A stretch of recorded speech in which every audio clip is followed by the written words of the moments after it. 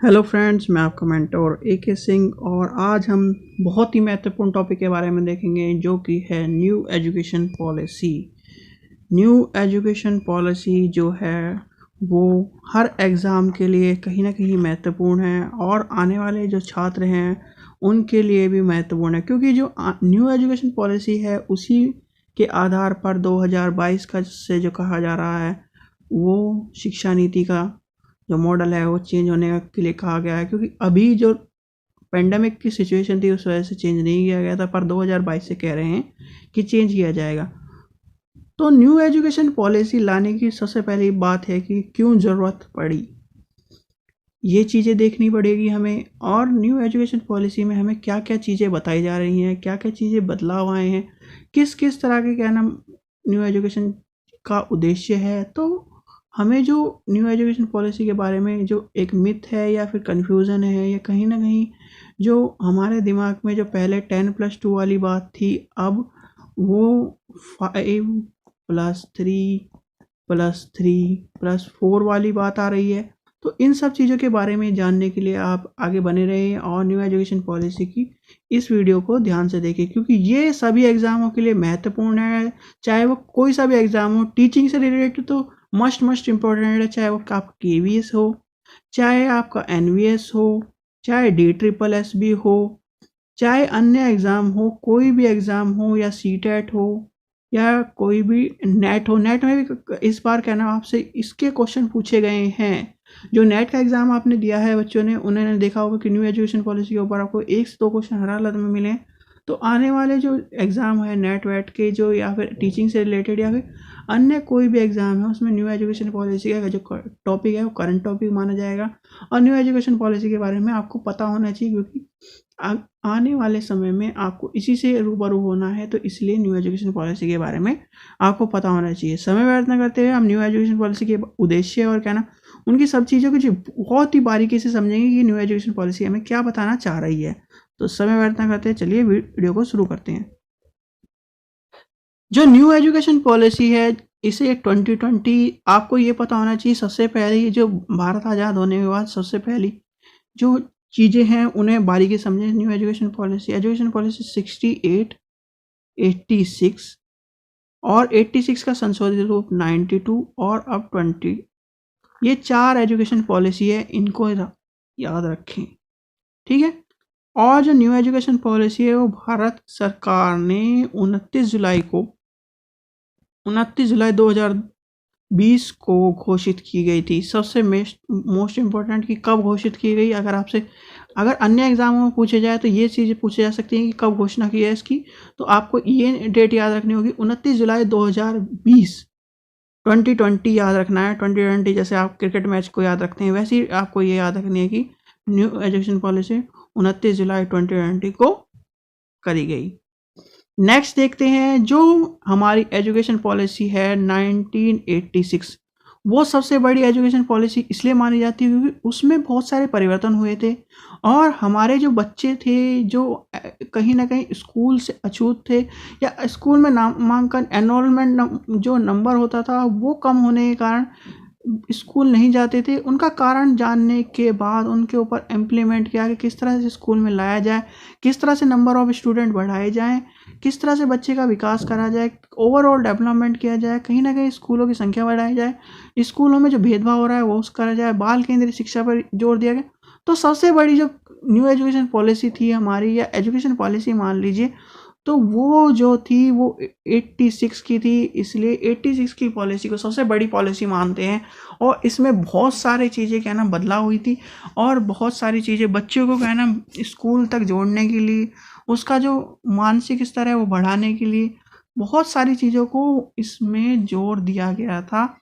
तो इसलिए ये एजुकेशन पॉलिसी सबसे बड़ी मानी जाती है और महत्वपूर्ण मानी जाती है।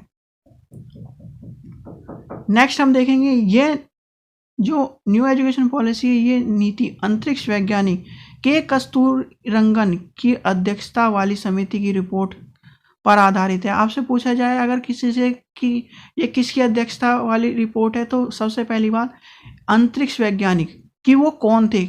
अगर आपसे पूछ लिया जाए कि कस्तूरी रंगनाथन कौन थे, तो अगर आपसे इस तरह का पूछ लिया जाए तो ये सिंपल वो एक अंतरिक्ष वैज्ञानिक थे, या मतलब अंतरिक्ष वैज्ञानिक।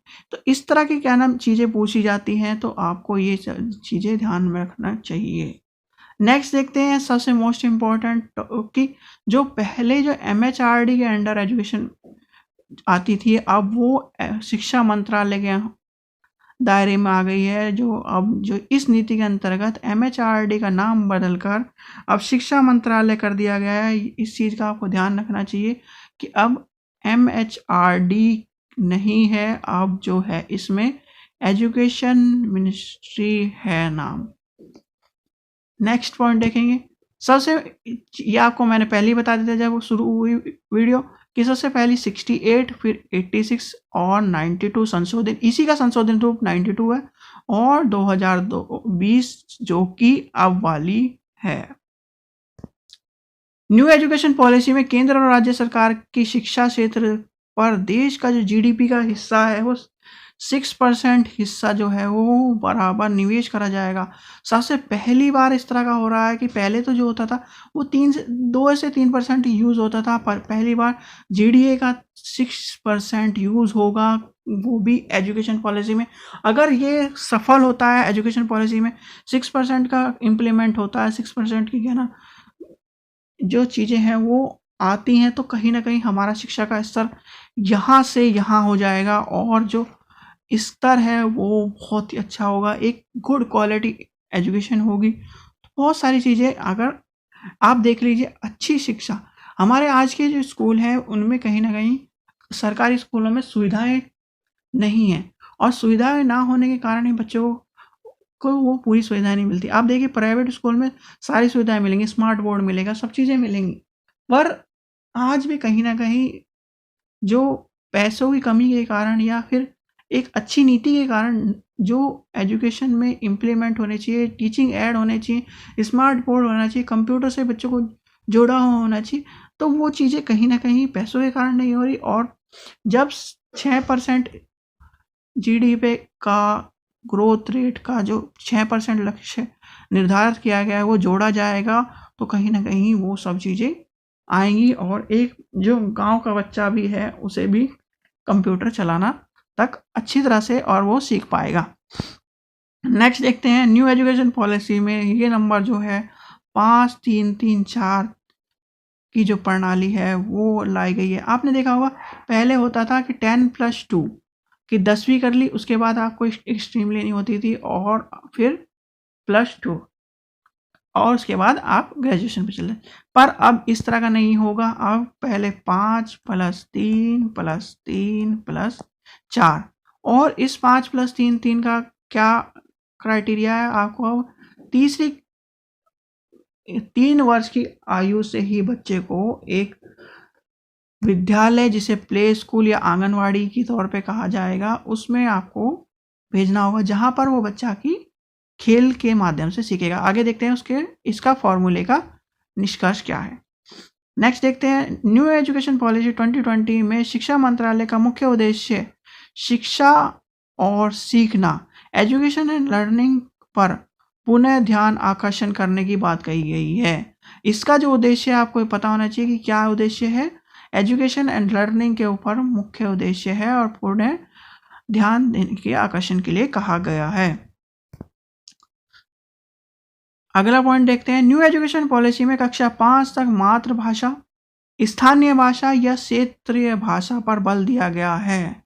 जो मातृभाषा है बच्चे को अब कोई ये नहीं कह सकता कि हम उसे अंग्रेजी में सिखाएं। अगर बच्चा मातृभाषा में सीखना चाहता है तो उसे मातृभाषा में ही सिखाना पड़ेगा, और इसके कहीं ना कहीं फ़ायदे भी हैं, क्योंकि देखिए आप कोई भी बच्चा अपने घर की जो भाषा होती है उसी से सीख के आता है, या अपने जो मदर टंग होती है, क्षेत्रीय भाषा होती है, इन सब चीज़ों से वो एक स्कूल में एडमिशन लेता है। और अगर उसे छोड़कर उसे एक अन्य भाषा सिखाई जाएगी, उसकी भाषा का सम्मान नहीं करा जाएगा, तो कहीं ना कहीं वो चीज़ों को नहीं सीख पाएगा, फ्रैंकली तरीके से नहीं सीख पाएगा। इसलिए मातृभाषा के ऊपर ज़्यादा जोर दिया गया है। नेक्स्ट देखेंगे 3 वर्ष से 8 वर्ष की आयु के बच्चे के लिए एजुकेशन कोर्स 2 समूहों में विभाजित किए गए हैं। अब जो 2 समूह हैं उनका आपको ये चीज़ें देखनी है। पहले आपने देखा था कि 5 से 6 वर्ष के बच्चे को प्राथमिक क्लास में एडमिशन मिला था या फर्स्ट क्लास में एडमिशन मिलता था। तो अब वो सब चीज़ें ख़त्म होने जा रही हैं। अब बच्चे को खेल के माध्यम से चीज़ों को सिखाना चाह रहे हैं और उसका विकास करना चाह रहे हैं, जो कि अब कब से हो जाएगा, 3 वर्ष से ही बच्चे को स्कूल में भेज दिया जाएगा। तो और वो 2 समूह कौन-कौन से हैं? पहला समूह देखेंगे, जो 3 वर्ष से 6 वर्ष की आयु के बच्चे होंगे, उन्हें प्री स्कूल, बाल वाटिका, आंगनवाड़ी के माध्यम से मुफ्त, सुरक्षित एवं गुप्तवर्ती पूर्ण प्रारंभिक बाल अवस्था की शिक्षा देखभाल के उपलब्ध कराई जाएगी। मतलब जो आपने देखा होगा, आंगनवाड़ी है, ये जो केजी पेजी जिसे कहते हैं, यूकेजी, एलकेजी, इस तरह के जो लोअर किंडरगार्टन, अपर जो जूनियर किंडरगार्टन, उनके माध्यम से बच्चे को 3 से 6 वर्ष में सिखाया जाएगा। और उसमें क्या है, उसमें बच्चे को सिर्फ खेलना है। वहाँ पे जाके जो बच्चा, अब आपने देखा था कि जब बच्चा स्कूल जाने के लिए डरता था, क्यों डरता था? उसे क्या ना स्कूल में पढ़ाई करनी थी, एग्जाम देना था, तो वहीं कहीं ना कहीं वो स्कूल जाने से डरता था। पर इस एजुकेशन पॉलिसी में बच्चा जो घर में खेल रहा है, अपने आस पड़ोस के बच्चों के साथ खेल रहा है, वो स्कूल जाने के लिए और उत्साहित होगा और वहाँ पे जाके भी उसे खेलना ही है। किसी एग्जाम का डर नहीं, किसी किताबों का डर नहीं, किसी बोझ का डर नहीं। तो वहाँ पर भी जाके उसे खेल के माध्यम से ही चीज़ों को सिखाया जाएगा और एग्ज़ाम नहीं होंगे। दूसरा है, जो इसी का दूसरा पार्ट है, जो 3 से 8, पहले तो हमने 3 से 6 देख लिया, अब 6 से 8 में तक के बच्चे को प्राथमिक विद्यालय में कक्षा 1 और 2 की जो शिक्षा है उस पर जोर दिया जाएगा। उसे कक्षा 1 और 2 की जो शिक्षा है उसमें उसे डाला जाएगा और यहाँ तक के जो एग्ज़ाम बिल्कुल नहीं कराए जाएंगे, इसमें खेल के माध्यम से एग्ज़ाम, नो एग्ज़ाम के तौर पर जान लीजिए। इसे हम आगे डिटेल में समझेंगे। तो इसमें जो होगा बच्चे का जो हम यूकेजी, एलकेजी में जो बच्चे सीखते थे, फर्स्ट क्लास में और सेकंड क्लास में बच्चों के टेस्ट होते थे, किताबें लेके जाते थे भारी भरकम, जो बोझ वाली नीति थी, एक आपने देखा होगा कि जो एक समय आया था 2011 के आसपास, और जो इसके जो कपिल सिब्बल जी ने एजुकेशन पॉलिसी में या फिर बहुत से जो चेंजेस आए थे, उसमें बच्चों को अपने घर से बस्ता भरकर नहीं लेके जाना पड़ता था, वहाँ पर ही उनके लिए स्कूल में ही उन किताबों को रखने की सुविधा करी गई थी। एक बार इस तरह का भी इम्प्लीमेंट लाया गया था एजुकेशन पॉलिसी में। नेक्स्ट देखते हैं, न्यू एजुकेशन पॉलिसी के द्वारा 2030 तक सकल नामांकन अनुपात 100% का रखा गया है। जो अनुपात देखिए, अभी जो अनुपात है उसमें ये मान लीजिए एक ये क्षेत्र है, क्षेत्र में से 50% से या 60% तक ही लोग, इतने जो लोग हैं वो 30%, 60-70% जो लोग हैं वही नामांकन स्कूल में कराते हैं। ये जो 30% है वो कहीं ना कहीं अपनी सुविधा के कारण, अपने गरीबी के कारण, अपनी आर्थिक स्थिति, अपने खाने पान, अपनी जाति, धर्म, सबके कारण, बहुत से जो कारण हैं, जो सामाजिक कारण हैं, उनके कारण कहीं ना कहीं स्कूल में एडमिशन नहीं ले पाते। तो सरकार का ये उद्देश्य है कि इन जो 30% स्टूडेंट हैं उन्हें भी स्कूल के में जोड़ा जाए 2030 तक, और जो रेशियो है वो 100% करा जाए। नेक्स्ट देखते हैं, न्यू एजुकेशन पॉलिसी में जो आपने ये पढ़ लिया कि न्यू एजुकेशन पॉलिसी जीडीपी का जो 6% है वो पूरे रूप से लक्षित करा जाएगा। सार्वजनिक व्यय का जो जीडीपी है वो 6%, इसको याद रखें, यहाँ से पूछा जाएगा कितने परसेंट है, तो 6%। अब जो हम जो ऊपर देख के आए हैं 5, 3, 3, 4, इस नंबर का जो उद्देश्य है ये क्या है और किस तरह की चीज़ें बता रहा है, आपको इसको देखना है। क्योंकि 5, 3, 3, 4 जो हमारी 10+2 वाली पद्धति थी, अब 10वीं तक बच्चा कर लेता था, फिर स्ट्रीम में चला जाता था और फिर वो 10+2 करके ग्रेजुएशन करता था। अब जो है 5+3+3+4 यानी कि 15, 3 साल और बढ़ गए हैं, ये 12 था और अब 15 की बात हो रही है। तो अब तीसरी कक्षा मतलब 3 वर्ष से ही बच्चे को डालने की बात करी है, एडमिशन करने की बात कही, तो वो कैसे कैसे करी है अब देखते हैं। सबसे पहला जो 5 वर्ष का है, 5 वर्ष में 3 वर्ष का जो बच्चा है उसे फाउंडेशन, इसे इस एज जो एज है या इसका जो 5 वर्ष का जो नंबर है उसमें फाउंडेशन या फाउंडेशन की तरह इसमें बिल्कुल भी एग्जाम नहीं होगा। सबसे पहली बात, एग्जाम नो एग्जाम के तौर पे जानी गई है। नो एग्जाम में 2 पार्ट थे, आपने देखा था ऊपर कि एक में 3 से 6 और फिर 6 से 8। तो 6 से 8 और 3 से 6 क्या है, प्ले स्कूल। सबसे पहले आंगनवाड़ी और जो प्ले स्कूल है उसमें डालकर उसे सिखाया जाएगा। इसमें बच्चे को खेल कूद इस तरह की चीज़ें, सब चीज़ें सिखाई जाएंगी। और जो कक्षा 1 और 2 है उसमें भी बच्चे को खेल के माध्यम से ही सिखाया जाएगा। उसका कोई टेस्ट नहीं होगा, उसे कोई भी किताबें भारी भरकम सामान के द्वारा उसे नहीं सिखाया जाएगा। जैसे आपने देखा होगा कि जो प्ले स्कूल होते हैं, जो आपने किंडरगार्टन के सुने होंगे स्कूल जो आपके आस पड़ोस में भी देखे होंगे, तो उसमें क्या होता है, भारी भरकम किताब की जगह उन्हें खेल के माध्यम से सिखाया जाता है। तो वही चीज़ें यहाँ पर इम्प्लीमेंट करी जाएंगी और ये कहीं ना कहीं एक अच्छा उद्देश्य है, क्योंकि बच्चे स्कूल जाने से डरते हैं क्योंकि उन्हें पढ़ना पड़ेगा वहाँ पे जाके, और जो बोझ है उन्हें लेके जाना पड़ेगा। और वो कहीं ना कहीं, अब देखिए बच्चा होता है वो खेल में खुश रहता है और खेल के माध्यम से ही बहुत सारी चीज़ें सीख जाता है। खेल से वो क्या नाम अपने दोस्तों से मिलता है, 1 2 3 सीख जाता है, छुपन छुपाई सीख जाता है, बहुत सारी चीज़ें सीख जाता है। तो वही चीज़ आप न्यू एजुकेशन पॉलिसी में यहाँ पर जो 5 नंबर वाली चीज़ें हैं, 5 नंबर का जो नंबर है उसमें इम्प्लीमेंट करी गई है। तो 5 नंबर का जो इम्प्लीमेंट है वो उसमें क्या कहा गया, इसमें जो है बच्चे को खेल के द्वारा शिक्षा प्रदान कर दी जाएगी, कोई परीक्षा नहीं ली जाएगी। सबसे महत्वपूर्ण चीज़ है इसमें, ये चीज़ याद रखनी है। जो 5 नंबर है, पहला जो 5 नंबर है उसमें कोई भी शिक्षा इस तरह की नहीं होगी जिससे एग्जाम लिया जाए। जो आप देखेंगे अगली स्टेज जो है, जो कि 5 के बाद 3 वर्ष की बात करिए, प्रिपेयरिंग स्टेज। इसमें बच्चे का एग्जाम होगा और इसमें कौन सी क्लास होंगी, 3 4 और 5।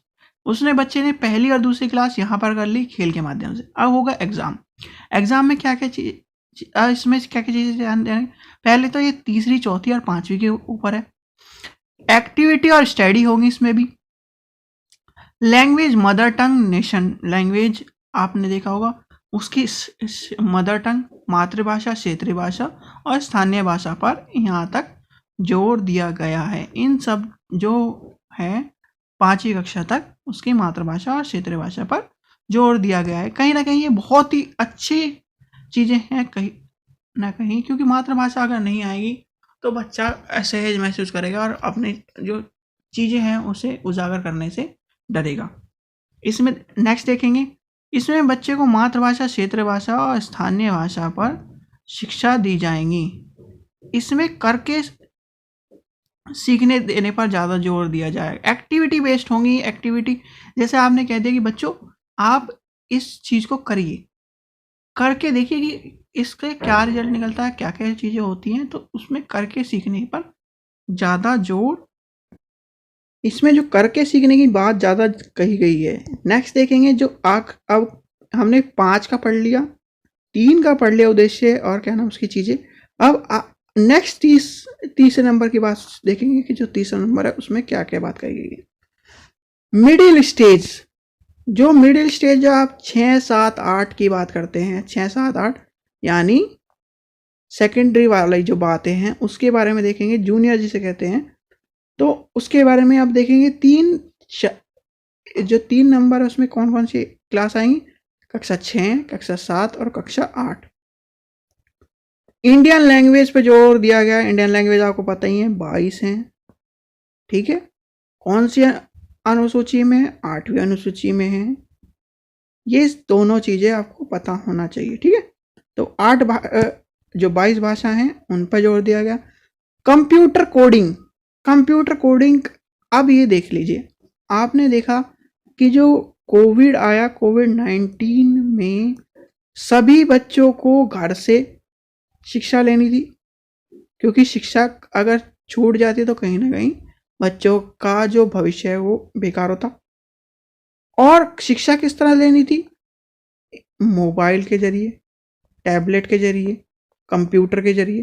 तो इन सब चीज़ों से शिक्षा लेनी थी, तो कहीं ना कहीं बच्चे को कंप्यूटर की नॉलेज भी होनी चाहिए और कोडिंग की नॉलेज भी होनी चाहिए। बहुत सारी चीज़ें हैं जो इसमें लाई गई।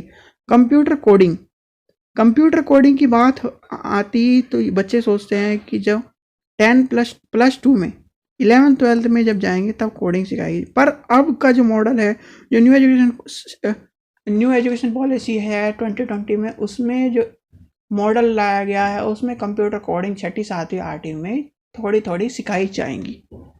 नेक्स्ट पॉइंट देखते हैं, वोकेशनल एंड टेक्निकल एजुकेशन के बारे में जोर दिया गया है। अब मान लीजिए किसी बच्चे का एजुकेशन के साथ साथ बागवानी, बढ़ाई, इस तरह के जो वोकेशनल कोर्स है, इलेक्ट्रिकल में ज़्यादा जोर है या ज़्यादा मन है, तो उसे उस चीज़ों को भी सिखाया जाएगा और उसके भी नंबर इम्प्लीमेंट होंगे रिजल्ट में। ये वोकेशनल की तरह नहीं कि आपको बस कंपलसरी आपको बस ए ग्रेड दे दिया जाएगा या बी ग्रेड, नहीं। अब जो मेन जो सब्जेक्ट है उसमें इनको जोड़ा जाएगा और उसमें इसके नंबर दिए जाएंगे। मैथ को जोड़ा जाएगा, मैथ, साइंस और आर्ट, इन पर कहीं ना कहीं जोड़ा जाएगा। अभी आप देखेंगे बहुत ही इंटरेस्टिंग, जो यहाँ पर जो हम चीज़ें पढ़ रहे हैं अभी पूरा रूप ही बदल जाएगा। आगे जो +2 में जो स्ट्रीम वाली बात होती थी उसके बारे में भी देखेंगे। नेक्स्ट देखेंगे, इसमें वोकेशनल ट्रेनिंग के जो शिक्षा है उसे देकर उसके मार्क्स को जोड़ा जाएगा, ये आपको पता चल गया। इसमें भारतीय भाषा के बारे में पढ़ने की बात कही गई है। नेक्स्ट देखेंगे सेकेंडरी स्टेज।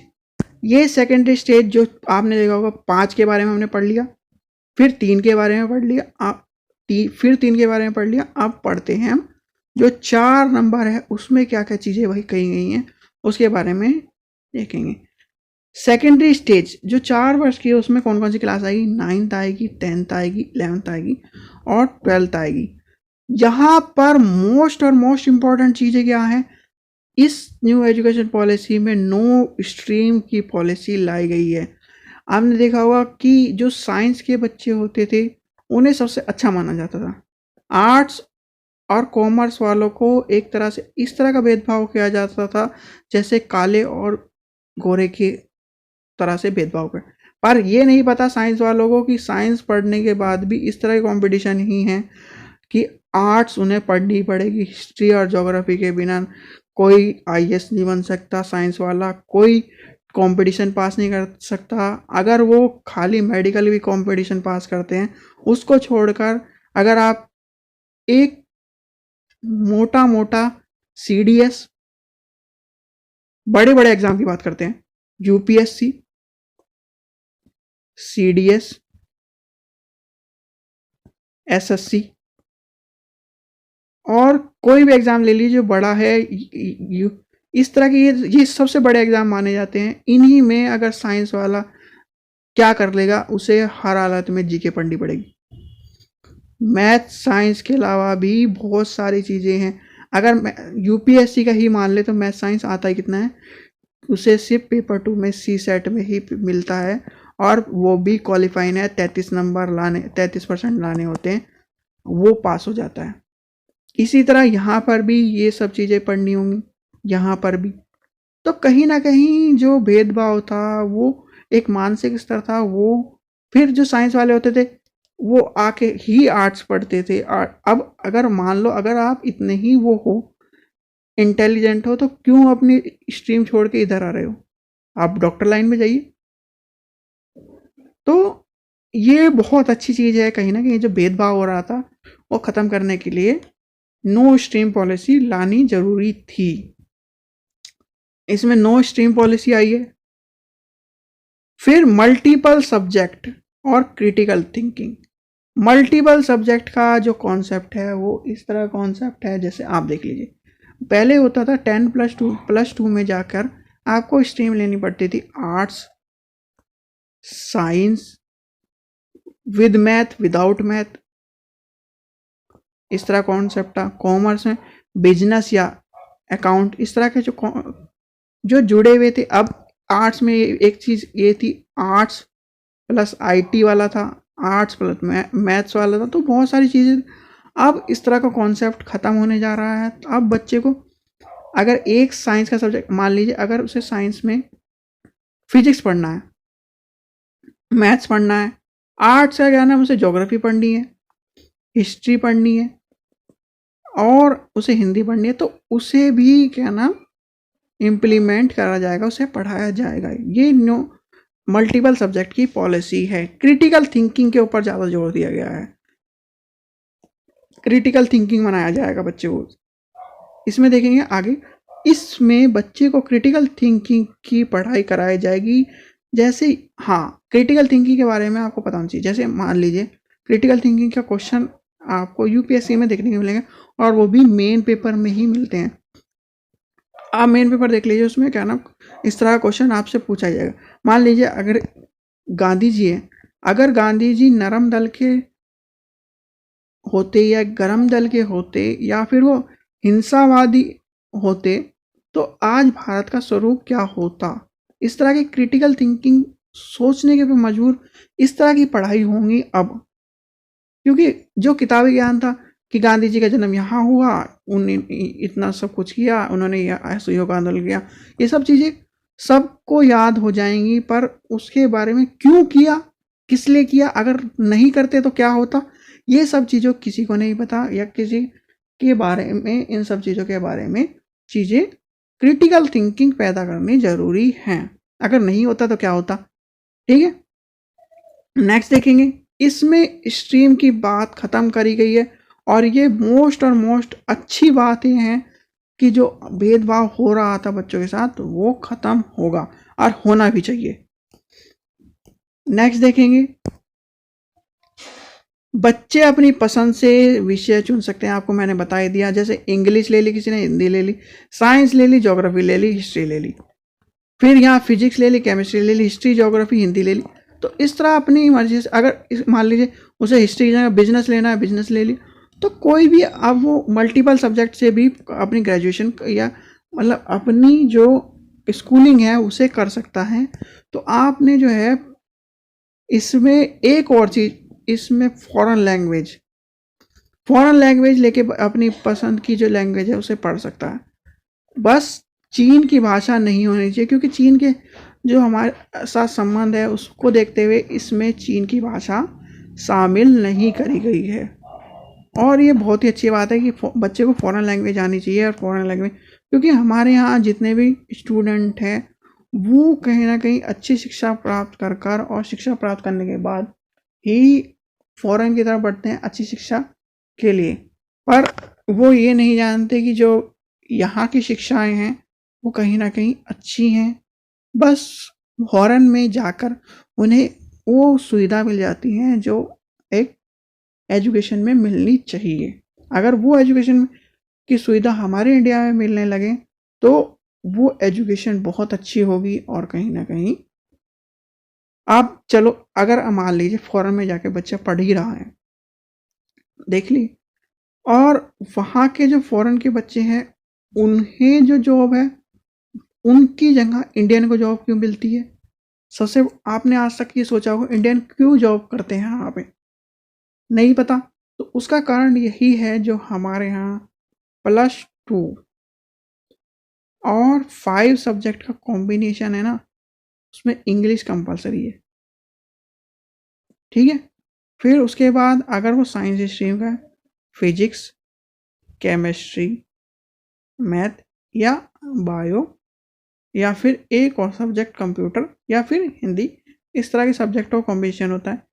तो वो जो ये कॉम्बिनेशन है आर्ट्स वाला, ये कॉमर्स वाले, इस तरह के जो कॉम्बिनेशन है वो वहाँ पर नहीं है।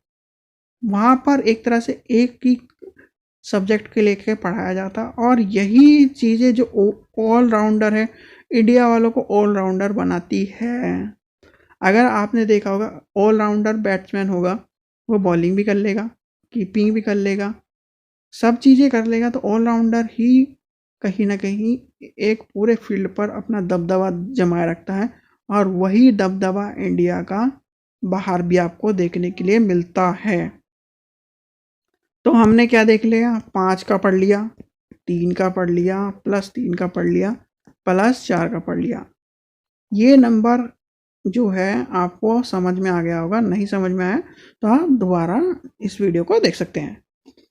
अब जो मोस्ट इम्पॉर्टेंट है, ग्रेजुएशन 4 साल की होगी, और वो 4 साल कैसे कैसे होंगे। सबसे बड़ी बात यह है, जो पहले होता था आपने देखा होगा कि बच्चे 2 साल करके कोई आर्थिक स्थिति के कारण या अपनी जॉब के कारण किसी भी तरह से वो 2 साल करा और छोड़ देता था।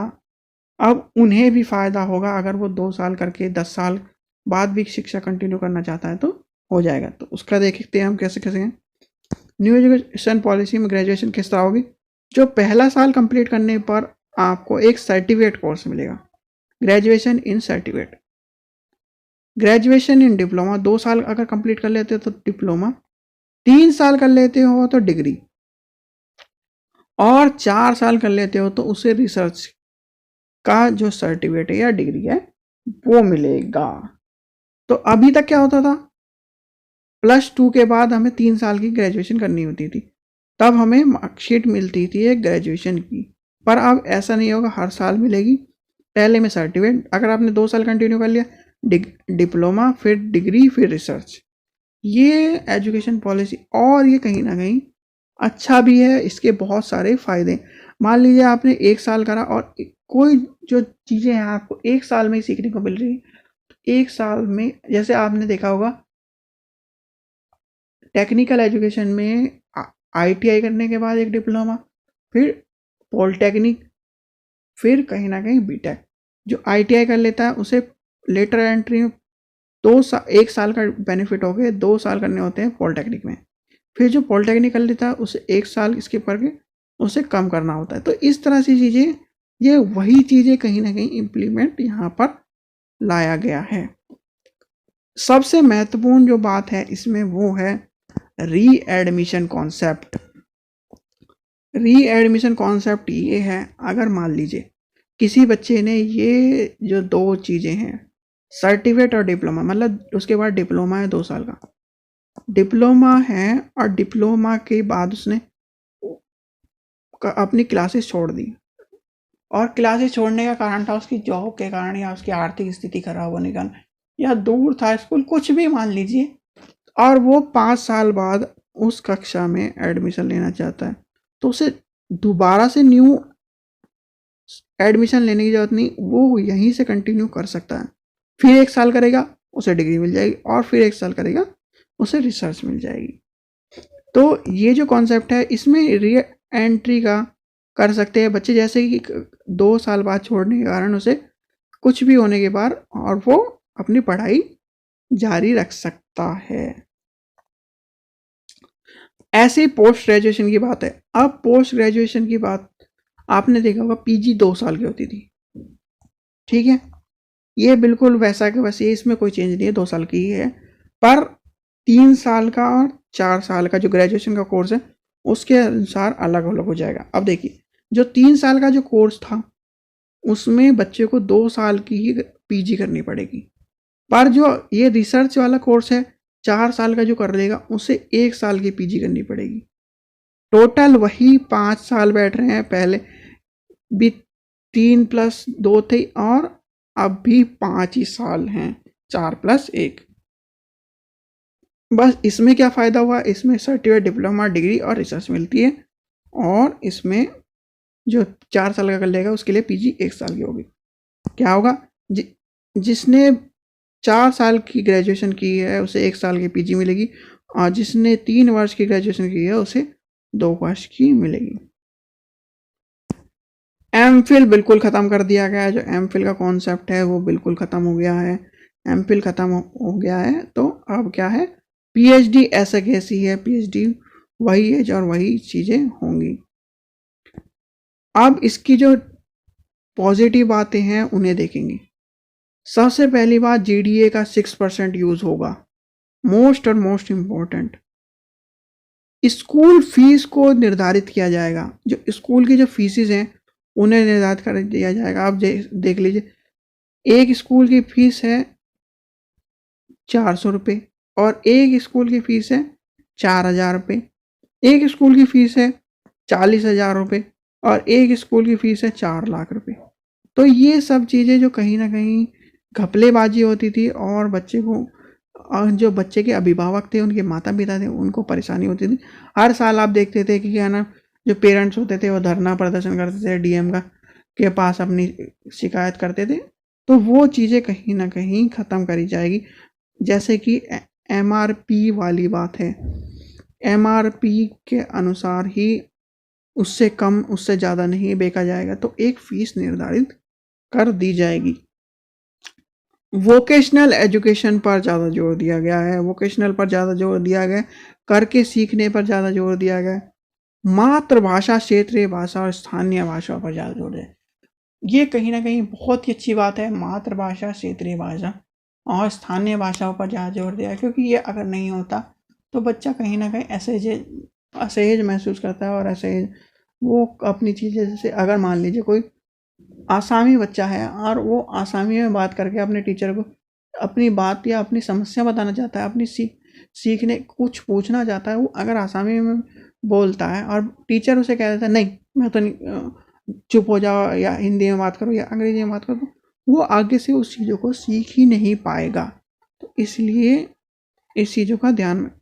नेक्स्ट जो देखेंगे, जो मोस्ट 50 जो यूनिवर्सिटी, फॉरेन यूनिवर्सिटी हैं, उन्हें ये जोड़ा जाएगा इस एजुकेशन पॉलिसी में और यहाँ आकर उन्हें के द्वारा बच्चों को सीखने के लिए कहा जाएगा। जैसे आपने देखा होगा, बच्चे जो होते थे पहले बाहर जाकर सीखते थे, अब टॉप 50 यूनिवर्सिटी वर्ल्ड की, उन्हें इंडिया में लाकर उनके द्वारा बच्चों को शिक्षा से जोड़ा जाएगा। अब वो यहाँ पर आपके अपने स्टडी सेंटर एक तरह से खोलेंगे और बच्चे यहाँ से शिक्षा प्राप्त कर सकेंगे, उन्हें बाहर जाने की जरूरत नहीं है।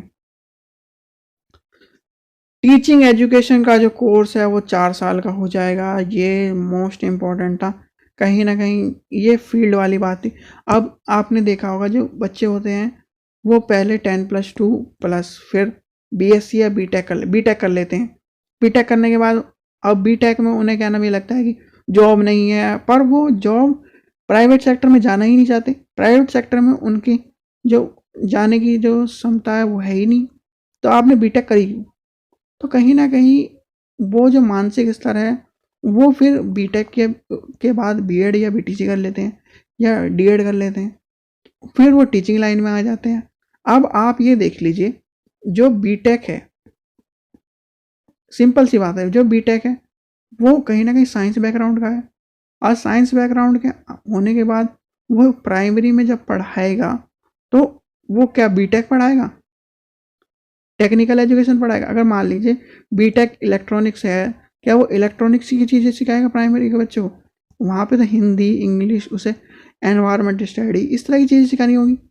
तो कहीं ना कहीं ये चीज़ें गलत हैं और इसीलिए 4 साल का जो टीचिंग एजुकेशन कोर्स करा गया है। नेगेटिव बात, इंग्लिश का प्रभाव कम होगा। इंग्लिश कहीं ना कहीं हमारे देश में जितने भी युवा हैं वो भले इंग्लिश लिख ना पाते हों पर थोड़ी बहुत अंग्रेजी सीख लेते हैं, मतलब उन्हें आती है और वो बात कर लेते हैं, उन्हें समझ में आ जाती है। अगर आप कोई भी अंग्रेजी में बात करें तो उसे समझ में आती है, पर उसका जो वर्चस्व है या क्या ना प्रभाव है वो बहुत था, वो कहीं ना कहीं कम होगा।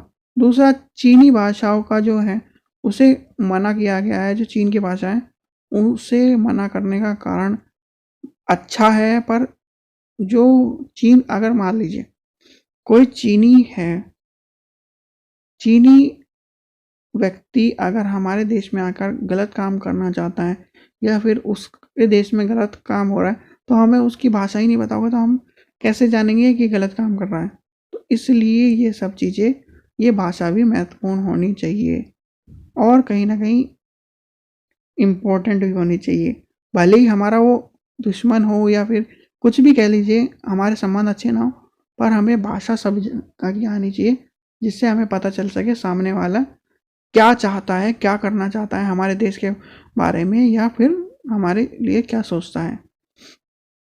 तो न्यू एजुकेशन पॉलिसी में बहुत सारी चीज़ें हैं, बस आपको ये 5 3 3 4 वाला नंबर याद रखना है। और फिर ग्रेजुएशन 4 साल की, पीजी 1 साल की, या अगर वो 3 साल का करता है तो फिर उसके लिए 2 साल की। ये सब चीज़ें ध्यान रखना है। आप इस वीडियो को दोबारा भी देख सके, चीज़ों को सीख सकते हैं, इसके नोट्स बना सकते हैं, स्क्रीनशॉट ले सकते हैं आप, क्योंकि ये जो न्यू एजुकेशन पॉलिसी है इम्प्लीमेंट होने वाली है। न्यू एजुकेशन पॉलिसी 2020 और 2020 का जो महत्व है बहुत ही है, और कहीं ना कहीं अच्छी भी है। जो भेदभाव वाली समस्या है वो हटेगी। बच्चे जो भारी भरकम बोझ लेके जाते थे, स्कूल के नाम से डरते थे, अब वो स्कूल के नाम के लिए जल्दी जल्दी उठेंगे और जाएंगे स्कूल, क्योंकि वहाँ पे जाके उन्हें खेलना होगा, और खेलों के माध्यम से ही बच्चे सीखेंगे। तो आशा करता हूँ आपको वीडियो पसंद आई तो लाइक करें, शेयर करें, और चैनल को सब्सक्राइब करें, और न्यू एजुकेशन पॉलिसी का लाभ उठाएं। Thank you.